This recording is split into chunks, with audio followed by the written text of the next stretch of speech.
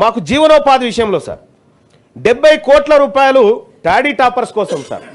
గౌడ సోదరులు తాడి చెట్లు ఎక్కుతా ఉంటారు, అనేక ప్రమాదాలు జరుగుతూ ఉంటాయి, మీదికని జారి పడతా ఉంటారు. వాళ్ళకు అసలు ఒక్కసారి ఎక్కిందంటే ఇంటికి బయటికి వెళ్ళిందంటే టాడీ టాపర్ మళ్ళీ ఇంటికి వస్తాడా లేదా తెలియనటువంటి పరిస్థితి. అటువంటి టాడీ టాపర్లను రక్షించడం కోసం సార్ ఏది మనం ఒకటి కాటమయ్య కిట్స్ అని చెప్పి ఆ తర్వాత ఇంకా కొన్ని పెట్టినారు sir. Cooperative finance corporation limited కింద 70 కోట్ల రూపాయలు టాడీ టాపర్స్ కోసం ఖర్చు పెడతామని, మా గౌడ సోదరుల కోసం ఖర్చు పెడతామని ఇప్పటి వరకు పెట్టింది 19 కోట్లు. స్వయాన మా మంత్రి గారు గౌడ సామాజిక వర్గం నుంచి ఉండి 19 కోట్లు ఖర్చు పెడుతుంటే కాస్త మీ ప్రాణం ఏమనిపించాలి సార్. ఇక సార్ ఇంకొకటి అసిస్టెంట్స్ టు వ్యూవర్ సార్, వాళ్ళకు 450 కోట్ల రూపాయలు ఖర్చు పెడతామని ఎస్టిమేషన్ వేసి 168 కోట్లు ఖర్చు పెట్టారు సార్.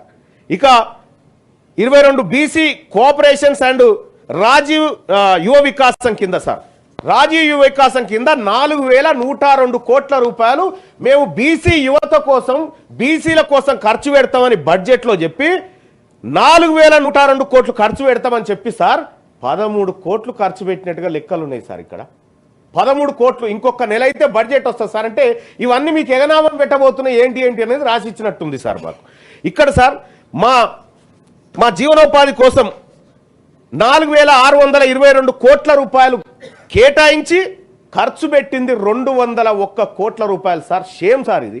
ఇక సార్ సోషల్ సెక్టార్కి వస్తే సార్ కళ్యాణ లక్ష్మి కింద సార్ మా బీసీ బిడ్డలకు పేదవాళ్లకు పెళ్లి చేసుకుంటే వాళ్ళకు ఏదో ప్రభుత్వం అందించేటువంటి చేయుత ఏదో అప్పుడే మేనమామ కట్నమనో అదో ఇదో అని చెప్పి 2173 కోట్ల రూపాయలు ఈ ఆర్థిక సంవత్సరంలో కేటాయించుకుంటే ఇప్పటి వరకు ఇచ్చింది 108 కోట్లు సార్. పెళ్లి చేసుకొని ఏం చేస్తామంటే ఎట్లా సార్? పెళ్లిళ్ళు జరుగుతలేవా సార్? సార్ ఎప్పుడు సార్?